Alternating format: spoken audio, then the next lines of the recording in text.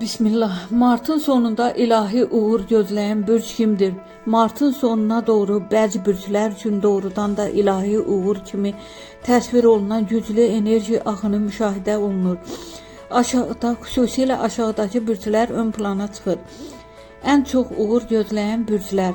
Qoç, martın sonu sənin üçün yeni başlanğıcların qapısını açır. Şans qəfil gələn fürsətlərlə özünü göstərə bilər. İş və ya şəxsi həyatında sürpriz dəyişikliklər mümkündür. Buğa, sakit və səbirli olmağın bəhrəsini verəcək. Gözləmədiyin yerdən maddi qazanc və ya borcların bağlanması kimi xoş hadisələr ola bilər. Şir, sənin üçün ilahi qorunma enerjisi güclənir. Çətinliklər sanki öz-özünə həll olur.